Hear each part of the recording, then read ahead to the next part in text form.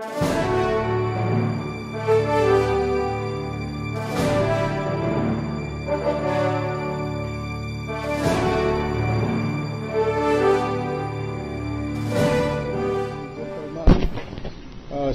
Trillanes. Thank you, Mr. President. I'm here to state for the record my positions regarding several issues raised in this impeachment court the past few weeks. May I Mr. suggest, President. Your Honor, that that being the case, I will recognize His Honor later and will dispense with the preliminary matters first, with your indulgence. Yes, Mr. President, but I think my positions will just be stated for the record, Mr. President. It will only take a couple of minutes. Proceed. Thank you, Mr. President.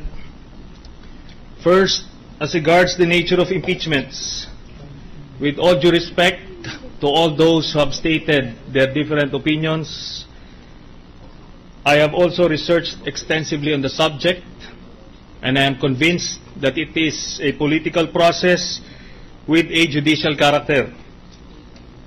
It is where the public participates through their representatives in the formulation of public policy to resolve a policy issue of whether the conviction or acquittal of Chief Justice Renato Corona is in the best interest of our country. I agree that it is in a class of its own, but in my own personal experience, it is akin to one of the most sacred traditions of the Philippine Military Academy, which is the Honor Committee trial. It is where a cadet who is accused of violating the tenets of the Honor Code is tried by a jury of 8 members of the Honor Committee.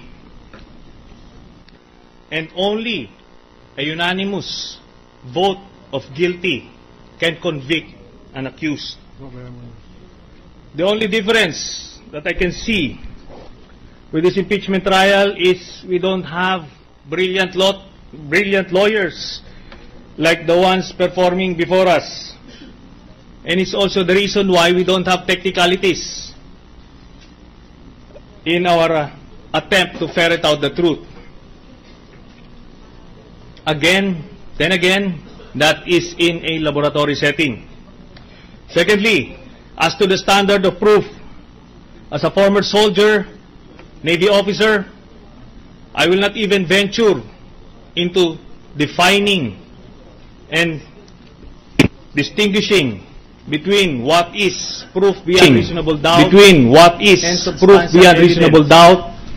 and substantial evidence, within the expertise, because that is well within the expertise of my more seasoned colleague. What I do know and what I will apply in this impeachment trial is the basic sense of justice that God has given every human being born in this planet.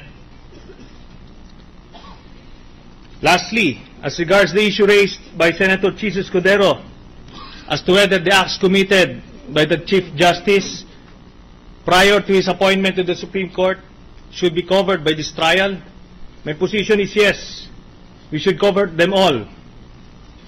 Because I believe that part of what we are trying to find out in this trial is the moral fitness of the Chief Justice to remain in office.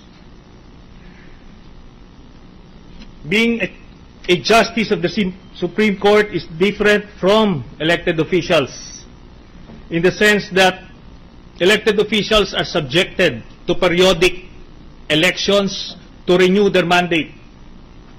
So you can have the worst possible moral record, but once you get elected into public office, it is presumed that the public has already accepted your past and probably they have voted you for your other qualities or lack thereof.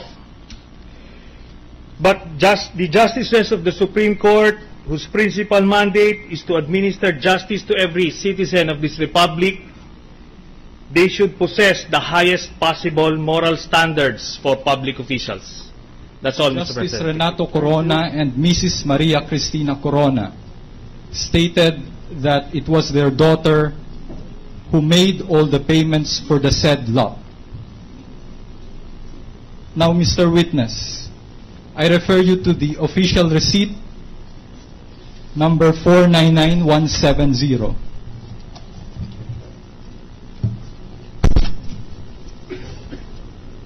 Based on that official receipt, who made the payment? Corona, Renato C. and Christina R. Based on official receipt number 479367, who made the payment? Corona, Renato C. and Christina R. Based on official receipt 478719, who made the payment? Corona, Renato C. and Christina R. OR number 478511, who made the payment? Corona, Renato C. and Christina R. Can you first tell us where is this Bellagio located? The Bellagio is located in Fort Bonifacio, Global City. Would you consider that a prime location? Yes, sir. In terms of quality, how would you describe this Bellagio condominium?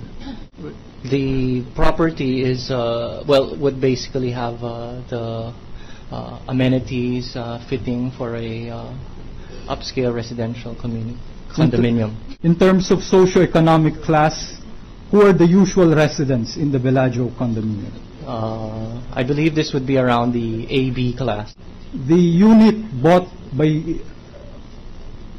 the spouses Renato Corona and Cristina Corona, is it a penthouse or an ordinary unit? This is a penthouse. We ask that the witness speak louder, Your Honor. Yeah, We had a hard time please, I'm also having a hard time. deciphering his statement, Your Honor. Kindly articulate your vowels and your consonants.